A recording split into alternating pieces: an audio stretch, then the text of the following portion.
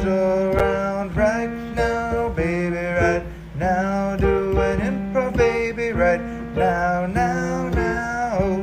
Who's around right now, baby, right now? Do an improv, baby, right now, now, now, now. Hi, Bowler and Pepper. Hi, LG. Oh, happy to be here. We're just having some snacks, hanging out, living our best life over here. New arrangement. I rearranged the furniture in my living room. Oh my gosh, I've been talking to you for like 40 minutes. I truly did not notice. I'm so sorry. And I really should emphasize, when I say I rearranged, I need to say I came up with ideas and Bagley moved every single piece of furniture. It looks good. I see the piano. No, that's not a piano. This is the standing desk. We now have like one office that we share, one desk setup that we share, which works out actually because we don't really ever work at the same time.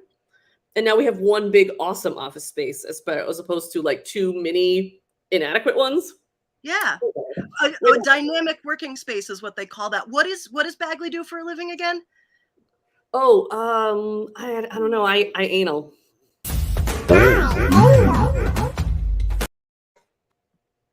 Hi, friends. Hi, friends. If this was your introduction to the broadcast, was just I anal.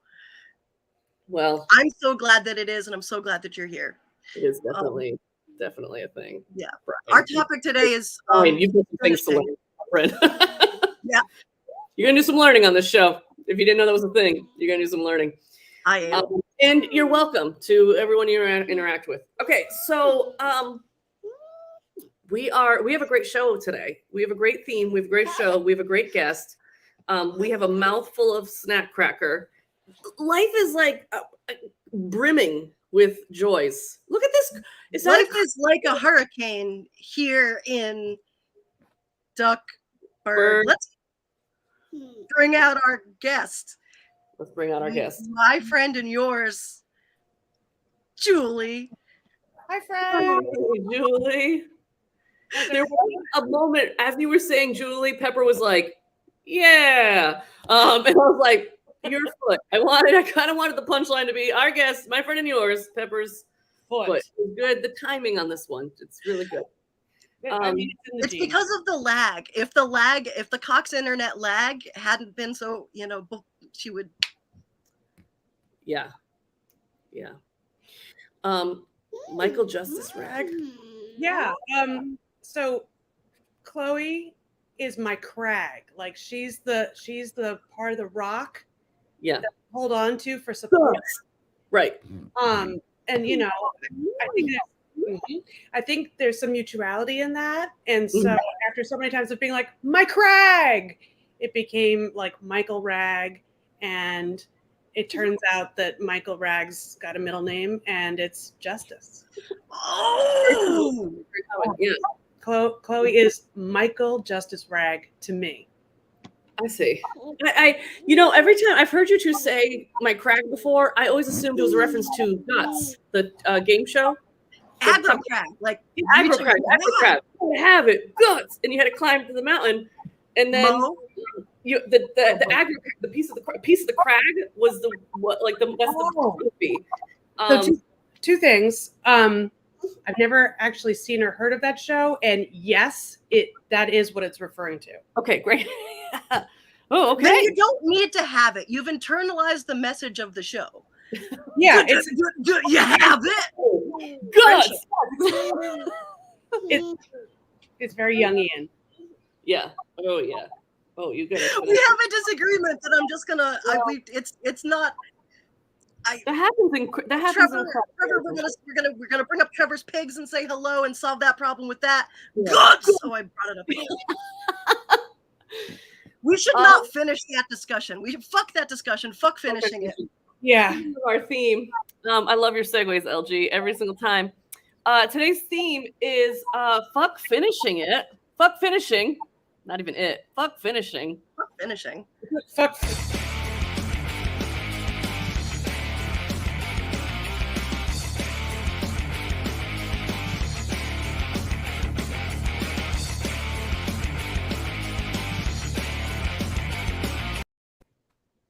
Love it. stupid.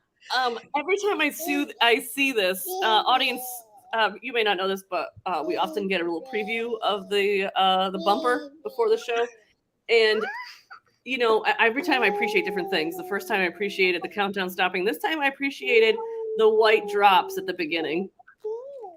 Oh yeah, you should stop finishing. This is a proud no fap show. No, it's not. No, it's not. I don't even want to align myself with that community. They're very right wing. You don't have to say another word because you know why? Why? Fuck finishing. Fuck.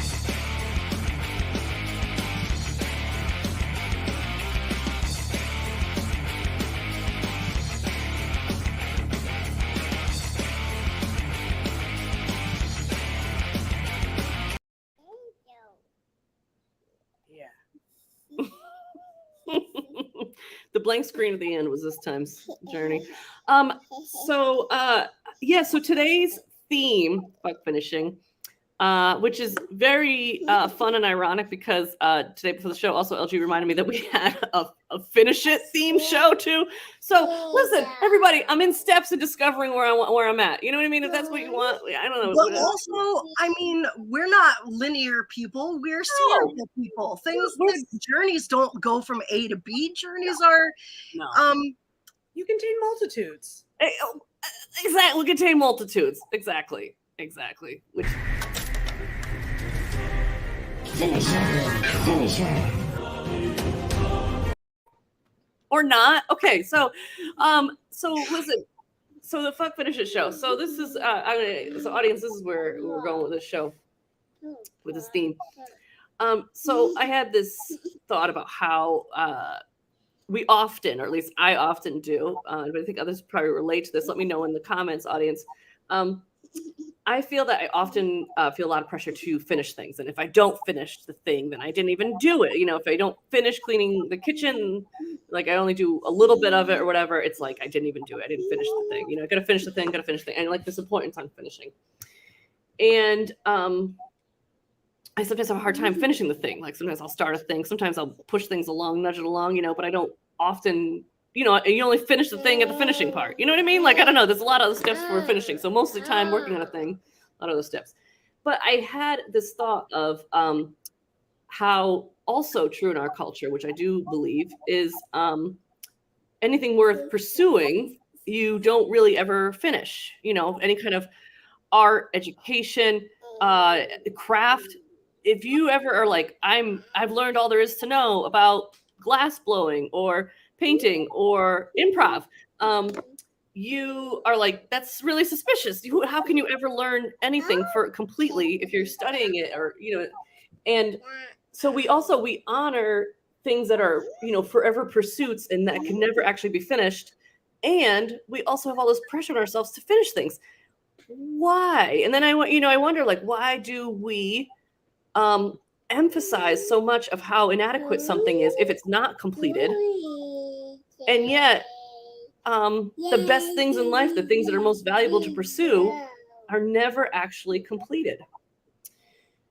So that revelation has, it makes me, think about it differently, of how that reflects in my life, and how, maybe we should be focusing on nudging it along, I like to call it now, of just sort of like, what's the harm in doing a little bit of the thing just to sort of get it closer to the finish line? Everything is in steps. And, I'm someone who bounces from task to task to task often in my life in a lot of different ways. And nobody here is neurodivergent at all. No, I actually got the test, and I'm officially not, which I think is also sus. Brian. Yeah, right. There it is. Right. No, I agree with you. Right. Yeah, like this is it's weird that this doesn't line up. But I bounce around from task to task, and I give myself such a hard time because I'm not finishing things often. So often I'm spending so much time not finishing things. But that is a very silly perspective to have. Because the bulk of any task is not the finishing step. It's the doing it, right? That's like the bulk of the time. Of course, it's the bulk of the time. And B, why can't like tasks being nudged along be good? Like if you came in and you saw a counter just needed to be wiped, like everything else in the kitchen's clean, the counter just needs to be wiped. The person who left the counter unwiped, is thinking, wow, I didn't finish this. You come in, wipe the counter, you're like, I am amazing. Look how done this kitchen is. But what makes either of those things lesser? Why? Why is one? You said the word harm, and that made me think of this. My favorite thing to talk about ever is harm reduction, and just incremental steps. So I keep saying it on the show and not having a good a put together enough brain that day to be able to explain why I love it so much. But Julie, you look like you harm reduction. Help me finish. Yeah. No, I'm so excited. So I would say Trevor, no, sorry. Go ahead, keep going, Julie. There, at its core, the idea of harm reduction and incremental steps as opposed to perfection, like it's basically the battle between capitalism and humanism, because the idea that things need to be done and finished and perfect, like that's all about product. It's not about process at all. It's all about product and what you make at the end, and is it packageable and consumable.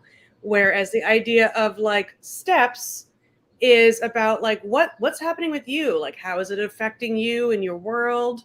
And so for 2022, which is the year we're in, decided, it took me a second. Yeah. As Pepper would say, yeah.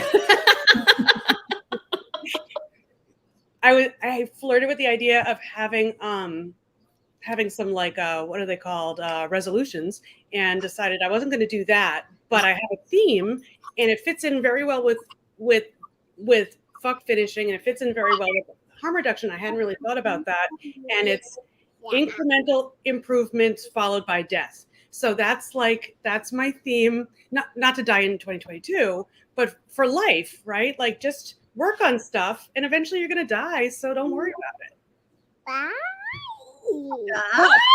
That's what the baby said. That's what the baby said. Yeah, all right, when you first said it, for just real quick, when you first said incremental improvements followed by death, I assumed you meant you make one small step, then you die, then another small step, then you die. And I was like, I don't understand. But now I understand now of regards to like, it's life is a highway. You want to ride it? I want to ride it all night long. Until you die. Right. And if you're going my way, let's just take incremental steps together, and it's always a process. We're just always making a process of discovering new things, trying new things, bouncing from place to place. Like because I was really struggling for such a long time with perpetual chores, perpetual tasks. Something, you've never done the dishes. There's always another dish. Even when you're done, eat something, and now you're not done the dishes anymore. Like it's so frustrating. I don't know how much cardboard products Trevor uses in his home, but there's always cardboard coming, always cardboard in the kitchen. Here's the thing though, here's where that split is, I think, is the task, is the thing, you get to decide that day if it's going to add to your quality of life to address it. Does it need to be, or can you say fuck finishing it? I don't know. I mean, that's up to you that day. I love the comparison to capitalism, because we're not the biggest fans of that here. I don't know. Can we say that, Bullard? Is that? Oh yeah, I would say that. I would say we are anti-capitalist. I think that's the reason I can't get my parents to rest, is because they don't see any value in it intrinsically until you feel the benefits of the rest. But that's a long-term thing, and there is no. And I'm also saying, projecting this onto my parents when. It's a way to not say LG. But that's a harm reduction thing. Taking a nap today, or going to bed on time. No, I think despite the cringe you're experiencing, like I think it's true. And the thing about capitalism is you can say like it sucks, and we're also soaking in it. So it's kind of like it's already in our cells. We just need to be aware of it and intentionally counter it. And about the cardboard, The other thing that I've decided, and I didn't realize that it was part of this was also incremental steps, but I've decided that like if I'm trying to move things around in the house or do a thing, putting it closer to where the thing eventually has to go counts. Yes. Yes. Yes. Totally. It's progress. You moved it to a place. Right. And why do we discount that when breaking other things down into small steps is celebrated? Like if you had a big report and you broke it down into these like tiny little steps that you were accomplishing a little bit per day, you're like, wow, what good workflow and time management. But if you take your socks from the dryer and put them on top of your dresser before putting them in the drawer, you're like, what? You're so lazy. Why? Why is that? Why are those steps any less valuable? I think I know. What?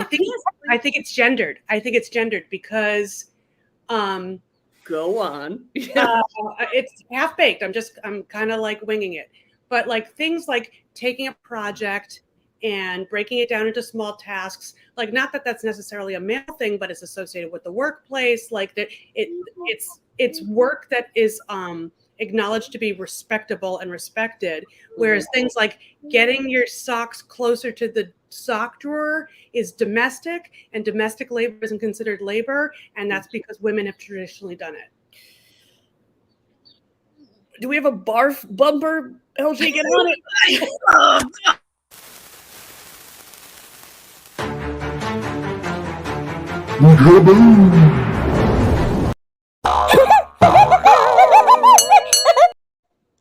Both perfect. Both perfect. Macaboo! I forgot about Macaboo. Kaboom! That is so completely true. Feelings in the region of the body. Yeah. But isn't that just something?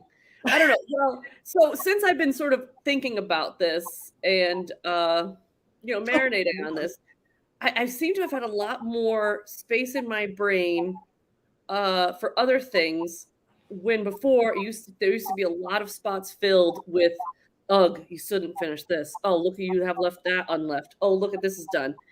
And I've been trying to think about it as like a really good montage, not to tie this back into improv because it's an improv show, but so in improv, just in case I see a lot of the chat is mostly our improv buddies, but in case anyone's watching that is not an improv person, I just want to really quick explain a montage. So a montage is a collection of improvised scenes. The scenes are not necessarily related. However, in a well-structured montage, you're constantly pulling themes back and revisiting things and being like, oh, let's see the rest of the story, like continuing the narrative, or you're bringing a theme back or bringing a character back. So you're pulling from previous scenes. So stuff gets integrated, folded in over and over and over again in a well-structured montage. You're constantly revisiting. And so if I look at my life in regards to house chores, work chores, parenting chores, like the things that you have to do every single day, or even every week, or even every month, anything that gets monotonous, I'm trying to look at that more as like montage and revisiting, because I feel like I can never finish those things, which you don't really finish so many things in life. Another breakthrough. But that also, the best stuff does get revisited. So who cares that I emptied the dryer and then the stuff sat in the bin and then got folded later and then got put away? Why is that any less valuable than doing it all in one thing? Mm-hmm. And I think some of that is probably ableism too, in regards to differentiating between people who have the ability to stay in one task versus folks that cannot. But I think there's a lot of I think you're absolutely right with that gender stuff of how we devalue domestic work too. But why can't we nudge it along? And then as a society, we should be set up to sort of like do things like the person who gathers the wood isn't necessarily the person who builds the fire out of it. Or, like we'd split up those things. Why is it bad?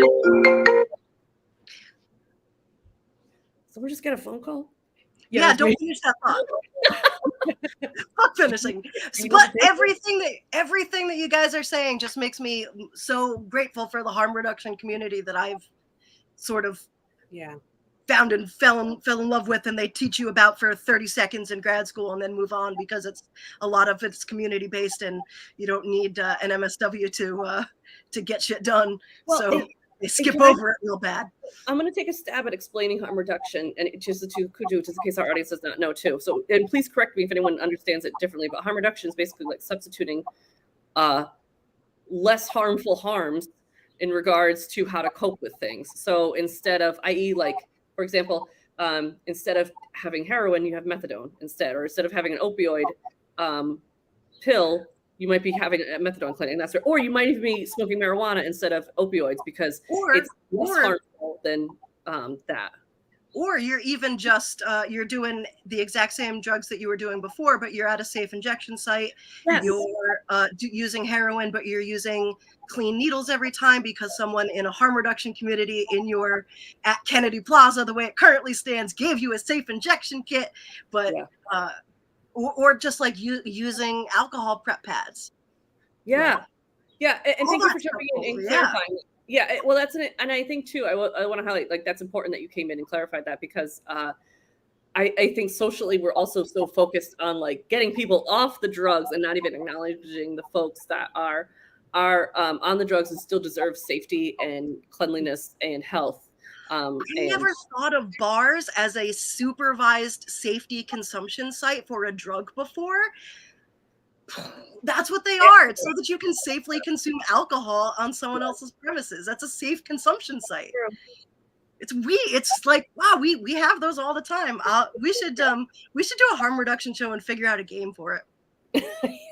Yeah, there's got to be. You got to figure out what works for you.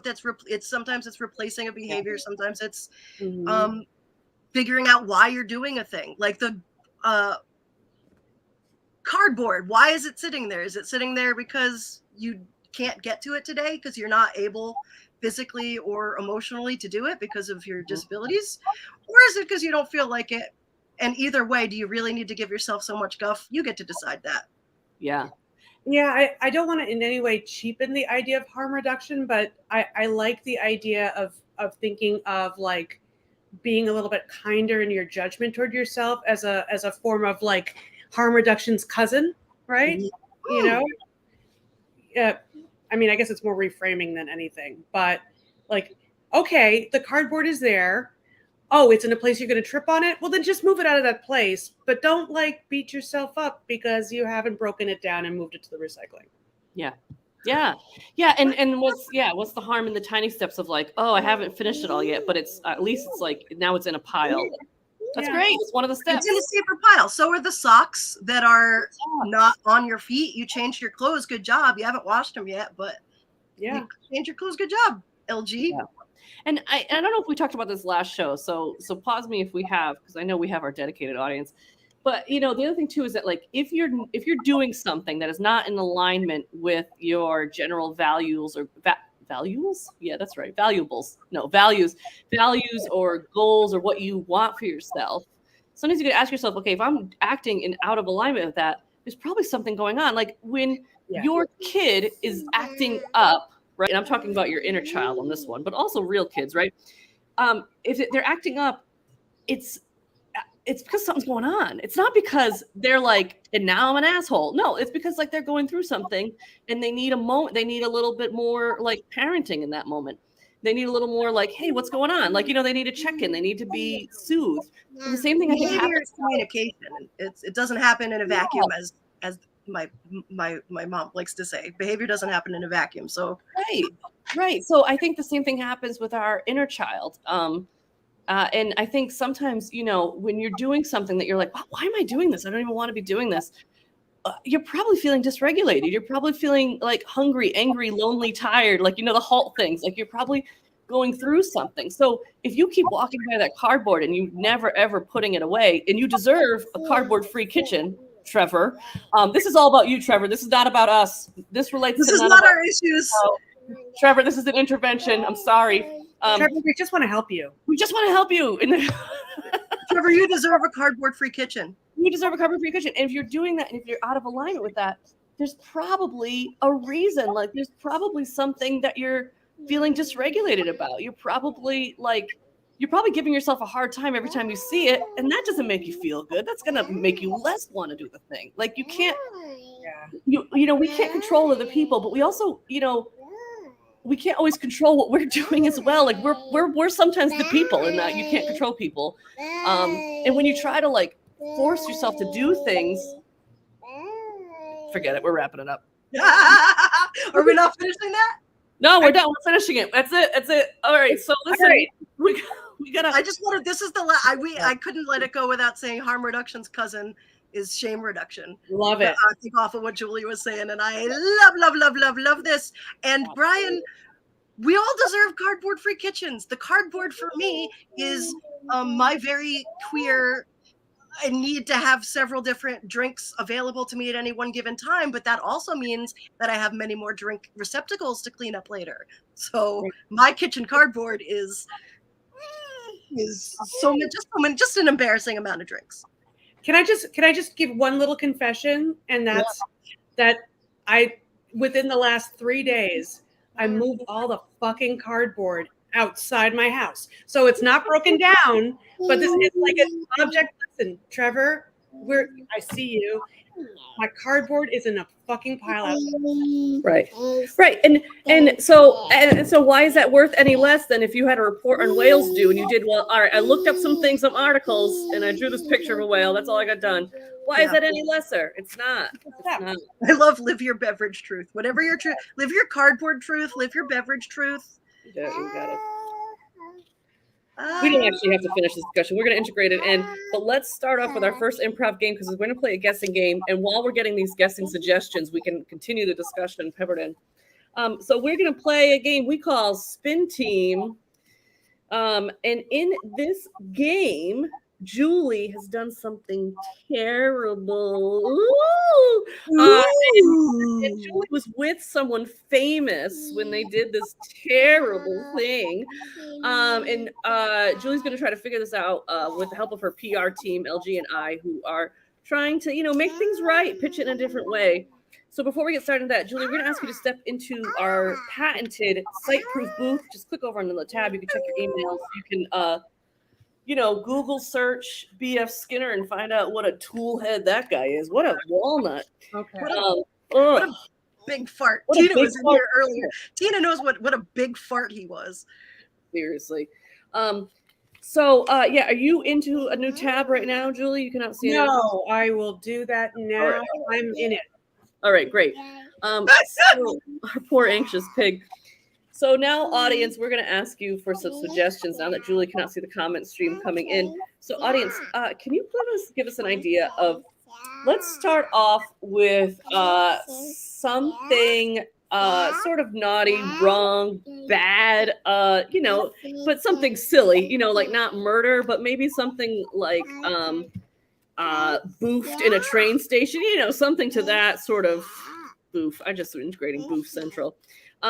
So something to that effect of like a silly wrong that Julie has done. So audience, we need some suggestions of that. And while those are, so something that the PR team needs to spin.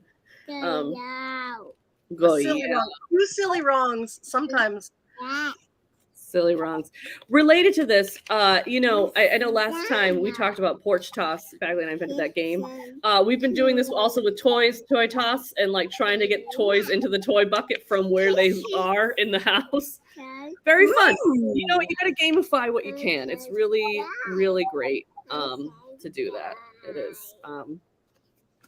But yeah, man, this discussion got really into it, and I really love that. I really love that too. I have, you know, sometimes this is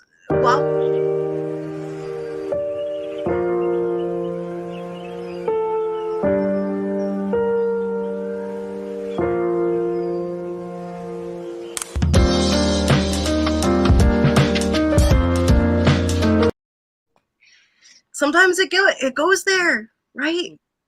Mm-hmm. We're good. Mm-hmm. Well, we've got so many things coming in now that we have had this slow banner, the slow jam, slow-fi. My God, did you see the comment that just came in? Can we do this one? Because it's So Pull it up. Pull up which one. oh, you pull it up. I'm gonna pull it up. Yeah, Yeah, pull it up. some came in at the same time, and I did. Ooh, okay. That's wrong. I'm gonna stick with that. That's wrong. I love writing these down because I have to write them down because COVID brain. Oh yeah. Here, And also, I find the notes later. Oh yeah. So And, audience, this is going to be the thing that Julie has done wrong with the famous friend. But audience, and you can also give clues too along, audience, as you know, in the comments later as we play the game. You can absolutely give comments wrong. Okay, so this is the thing that Julie has done wrong. So now, audience, we need suggestions of famous people or well-known people. It could be historical figure, could be a fictional character, any person that is, you know, well known. But yeah, and yeah, no, I'm just thinking about a little bit about our discussion. Now I wish we had a game called Nudging It Along, but I don't know what that game would be. We could come up. That makes me think of what's that? Rolling along. Da, da, da, da, da. I'm not definitely not going to sing on this because I can't.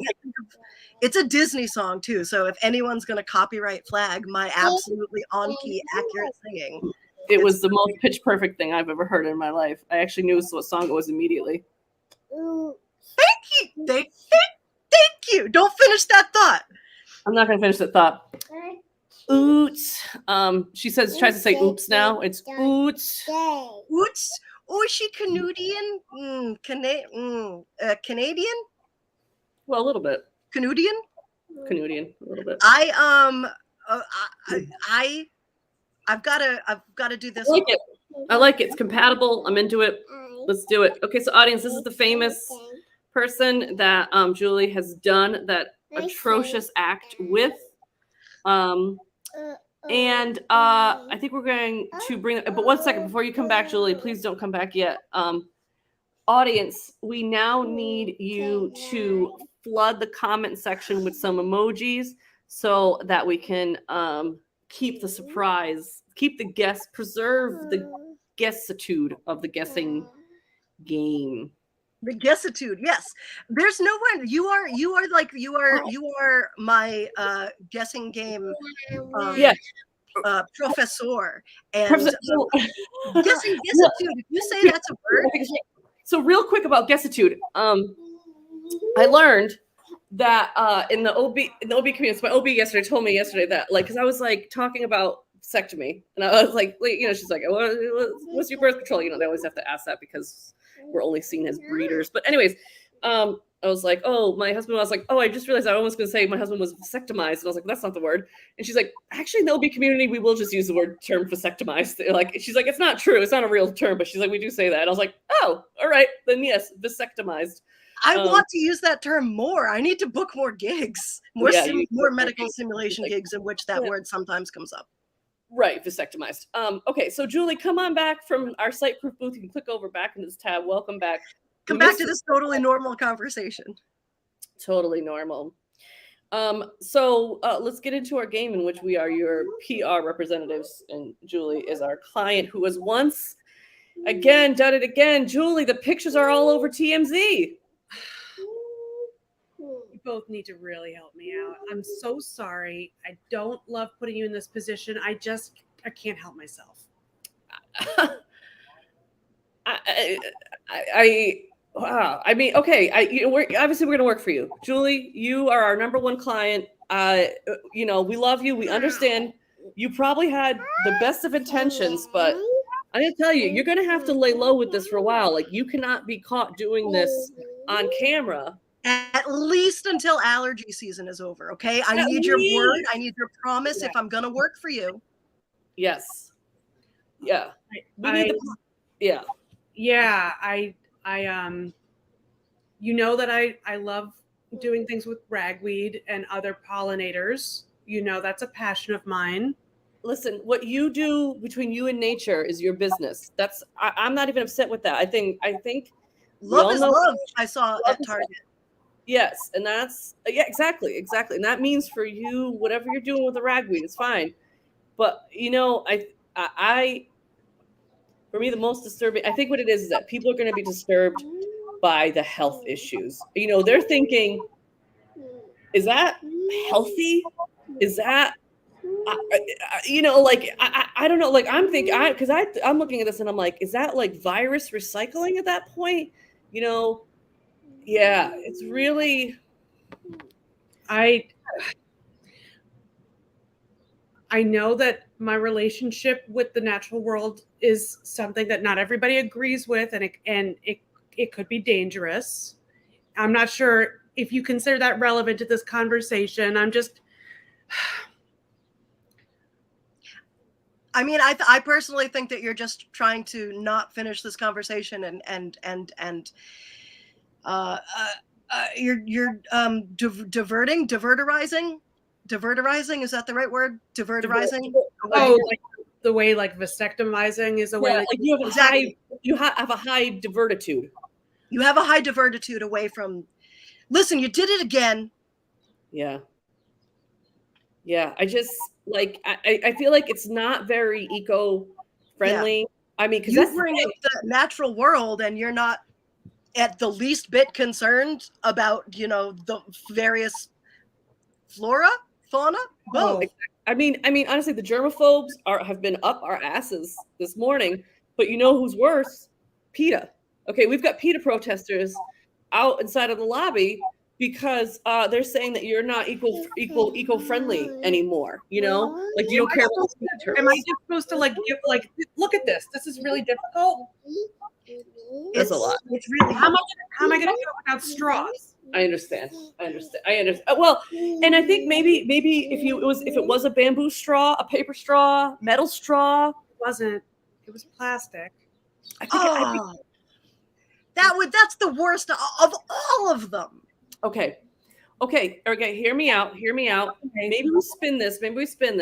That that Julie is actually part of maybe a plastic campaign to maybe we can make this like an eco brick spin. Like maybe you're into eco bricking now, and so you're eco bricking. You're like you're condensing your plastics into more usable forms and like trying to when you are throwing up plastics, making them take up as small space as possible. And I mean, because I put a lot of straws in my butt, for example, like not that's necessarily relevant to what that's how you administer an enema, and we don't need to talk about this again. We already spun that for you. It's done. So I'm just wondering is the fact that like I like to suction something in nature and share and use a tool to suction something out of nature, like is that something that you can? Okay, all right, can we spin this with a little orangutan thing, like say getting back to the primate nature, using the tools? I mean, it's a very similar getting the ants situated. It's very similar, only it's like recycling goes around. We might be onto something. Recycling goes around. I think maybe what we're seeing is the pressure getting to you a little bit too much, Julie. The pressure in my sinuses. Right. Maybe. Yeah. Is this like a way for you to psychologically, just be like, hey, I could use a better movie deal with a cushier trailer. I could use, whatever. LJ, I was following you're part of my team and I appreciate, and I was following what you were saying until that moment, but then I realized that I'm worse off than I really even realized because I'm sorry. Well, and I think here's the thing is that people in general, they're squeamish about this. I mean, I think that's why a lot of people didn't get COVID tested, honestly. It's because they're like, I don't want stuff. No, out. That's an out way. That's and I think people get squeamish about that sort of thing, So I think you just so casually inserting things and then providing that vacuum. And so Okay, it does happen in nature, but I mean, it's a lot prettier when it's a geyser, right? People pay to see that. Yeah. People don't pay to see this, Julie. Not they don't pay to see me stick a straw up my nose and then blow snot bubbles out, for example. I mean, I think honestly, I think we could have marketed the snot bubbles a little more because that feels like a trick. But I think it's the in, it's not the out. It's the fact that I shoved the straws all the way up my nose and swallowed them. And really, I should have just stopped there. That's also a problem for me to have. well, were you aware of that second element? Because I was not, and that complicates things. No, it's not aware. I thought you were just sucking snot from your nose through a straw. Yeah. I probably should have been more honest with you at the beginning about that. Yeah. We're your team. Now, I do think so, Julie. I do think it's not all negative because I actually honestly think that your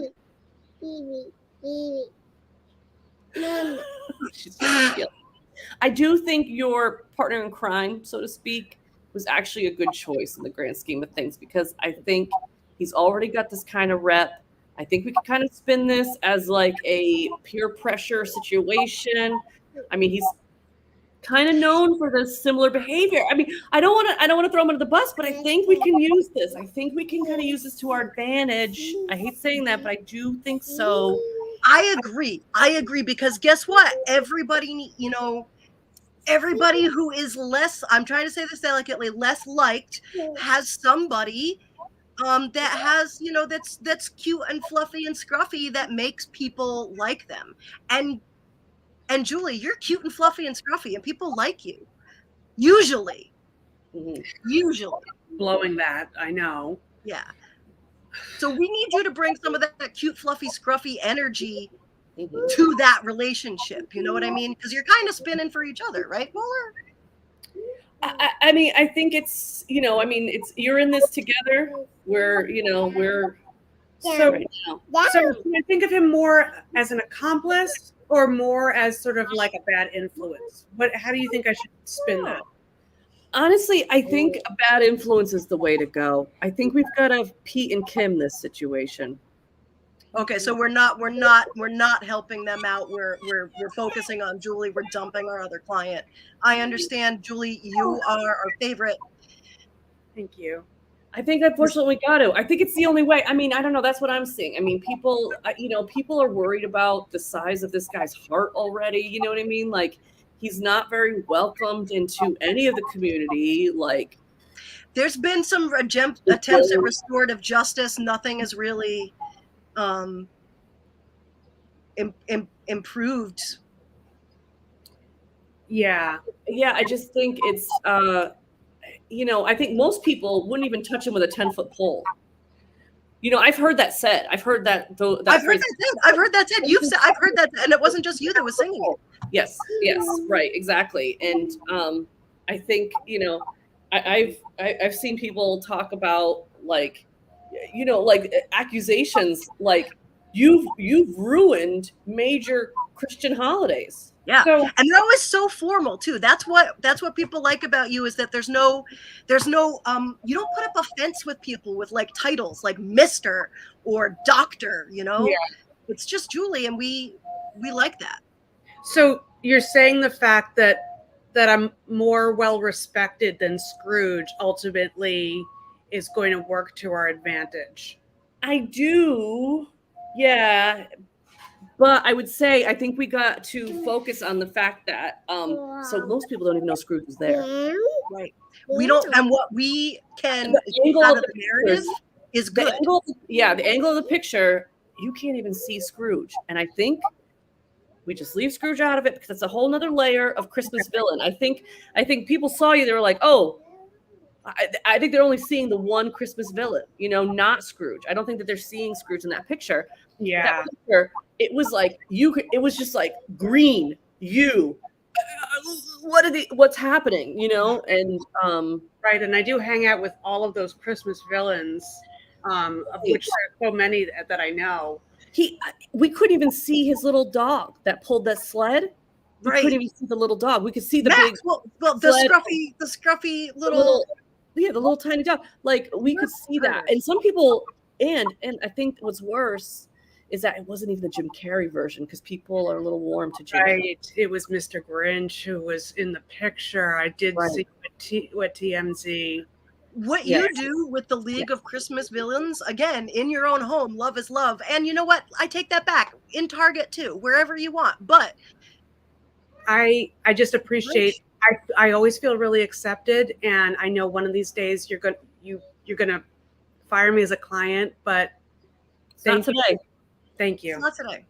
We fired the Grinch as a client to keep you because we believe in you. Yeah.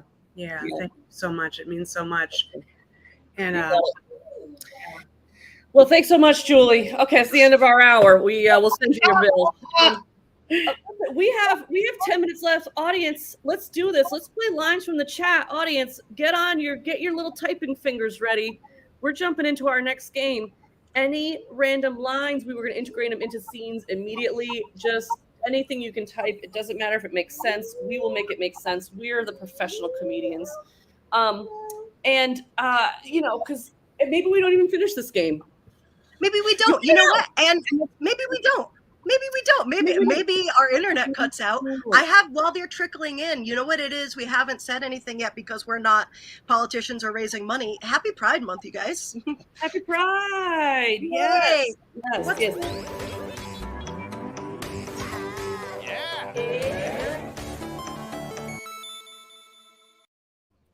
See, it's loading. It didn't finish. Didn't finish. Let's see what we got for and you know what, real quick about also not finishing, orgasm-centered sex isn't the way to go either. Fuck finishing. Fuck finishing. Pleasure and connection and intimacy and not focused on that. Anyways, okay, that is I wanted to say something more about how much I value that statement and how that's like really good and stuff, but then I saw Centipede. So in my vagina, we're ready to start. I think we're ready to start the show. The lines from a chat. Okay, so get those things ready to go. I realize now that Centipedes in my vagina is probably just for the game, and I forgot. It might have been. We don't know. We don't know. We don't have to know. Gone. I'm gonna actually take myself out, I think, for this one. That's the way we play this one, right? Yeah, sure. So yeah, Julie, get ready to. Oh, I'm ready. We've got to be in a place, which we didn't get, but I am seeing this one right here, which is Boogie Wonderland. So let's be in the Boogie Wonderland where we are. And then we'll just integrate these lines from the chat as we go through. LG will bring them up. Okay, so you know what? I'm really pumped for our fundraising gala this year for Boogie Wonderland. I'm genuinely excited. I'm excited too, but we've been friends for such a long time, and you've always been super a straight shooter with me. Is my boogie top hat, like, does it look desperate? Because I'm just hoping to meet someone special at the gala, and I just don't want to I don't want them to open the door, get on the floor, and then crawl right out. Right. I understand. I totally get that. I get that. Okay. I would say it doesn't look desperate. Your partner in all of this is a mean one. You are not. I think I can be. So, but I want you to know, I mean this with kindness. It looks thirsty. That's what I was afraid of. Listen. I must ask you a question. Do you think my speech impediment is getting in the way? And do you think green or yellow is a better eyeshadow shade for the look that I'm putting forward? So first, the easy question, green. That's my truck. Oh. Someone's stealing it. It's fine. It's fine. Okay. Yeah. Dindurst is Stark. Are you sure? one of my favorite German sayings. And it means Fred Durst is right. About the nookie? Well, that's the thing is that, you want to be able to stick it up your You know? Stick with your yeah. Yeah. Like, poke me again and see what happens. You know what I'm saying? Right. I'm probably going to stick it in my yeah. You know what I'm Yeah. saying? Yeah. I would say, sticking my yeah is like the proto fuck around and find out, like, yeah. So, Right. so what I'm taking from that is it's okay that I'm thirsty. Like, I shouldn't try to conceal it. No. Poke me and find out what happens. I mean, I think because my innie wants to be an outie real bad, right? Right. But it is an outie. And I need to be presenting who I am. You're thirsty. Present who you are. You know? Like I think, I think we live too long being like coy, trying to figure out like how to hide this stuff. But I mean, also it feels like having that all in your stomach couldn't be good for it. All that shame. Just like the self-hatred, just eating it all day. Yes. I'm just gonna put it out there. I'm going to be like a walking loogie. You know how when you've got like, snot on your face, you wipe it with a hanky? Not me. I'm just gonna let it crust up there, but with my thirst. It's on theme. Boogie Wonderland and boom goes the dynamite. You know what I mean? Like there is a prize for greatest theme. Yeah, boom goes the dynamite, like you said. Yeah, boom goes the dynamite. I'm getting that tattooed on me. That's powerful. It's powerful. It's powerful. It means your thirst is strong. Is strong. Thank you, and I want to thank you for giving me the confidence to be as like strong into it I am as you are. Like you are you're a role model to me. Thank you. A lot. Thank you. I mean, the amount of lint, right, just in your navel and everywhere. It's so much. It's so much. But it's the right amount. Right. I tat you and you tat me. Yeah. I mean, you don't get trapped by yourself. You get trapped by lint. Mm-hmm. And you're human lint trap. Mm-hmm. Because it does remind me that I do have a load in the dryer too that I want to get out. You're gonna get that before the gala? Yeah, that seems smart. Yeah, so I don't want things to get like. I mean, I'm sophomore year Batman and a sparkly vampire. You know what I mean? That is the truth. That's I want to have to iron that whole thing. Yeah. Yep. Well, I mean, do you have time for the dryer? I mean, you bring the Funkadunka chunks if you're going to. Oh my God, the Funkadunka chunks! I haven't even started making them. I got to preheat the oven. Oh my God! And I need chunkier chocolate chips too. Pee pee poo poo watermelon boo boo. Was the kind of the chunks you were going to bring? Right. Come on. Okay. You know what? I'm so sorry to say this, but I think I have to wrap this up. I gotta. You gotta make the pee pee poo poo watermelon chunk of chunks. But anyways, poke me again and see what happens, and we can circle back. You know what I mean? Like the next time you poke me. All right. I'm gonna go get my hat, and I'll see you at the gala. Yeah. Boom goes the dynamite. Yeah. We did it. Yeah. And also for the record too about fuck finishing it. Great improv scenes, you don't finish them. Mm-hmm. You just show that little bit, and then you come back, but you're not finishing things. And wanting more. Hit it at the top of the roller coaster, right when you're still happy, like just before, or like just as that. What's that? 0G? I don't know. I wasn't a roll. It. Yeah, we're all doing this now. Look at that. I finished a thought. Yeah. Well, listen, great show, everybody. Thanks so much for joining us, audience. You in the chat are always phenomenal. Julie, what a pleasure it was having you on the show. I can't believe this is your first time on Who's Around, right? Yeah, thank you so much for having me. There's Julie at our outside. Oh yeah, backstage looking badass. Yeah. You got performances coming up, Julie? Anything? Any performing. This is a performance. I haven't been performing live, but this counts. We're live. This is a performance. My next performance is not this weekend. I'll be out of town. Next Saturday at 7 p.m. The Harold House team, Dr. Knight, performing at Providence Improv Guild. All right. And thank you, Roy, for reminding me. Yes, I'm teaching a workshop starting Saturday. That's right. Oh, it's what is it? A 3-week brush off the dust. Are there any? There can't be spots left in that, are there? I do think there are. Last I checked, there were. I checked yesterday, maybe. But if you are looking for a brush up class, a 3-week thing, I cannot recommend Saturday mornings. Yeah, just Saturday mornings. Come on, if you're feeling like a little rusty, feeling like you've been a little like maybe not so much getting back on the bike as you'd like to be improv wise. Because improv is kind of like riding a bike, but I don't know if you haven't ridden a bike in a while. You're wiggly the first time. It's not if you get a teacher who says they've finished learning and they know everything, that's not bowler. That's not bowler. That's not bowler. So come sign up. There's still some spotless, really cheap workshop for 3 weeks of just getting everybody back where they were pre-pandemic. That's what we're going for. Even better, maybe even better. Who knows? Incrementally is exactly right. But anyways, thank you all for joining us. What a wonderful show this was. And fuck finishing. Fuck finishing. Julie, what do you think about finishing? Fuck it.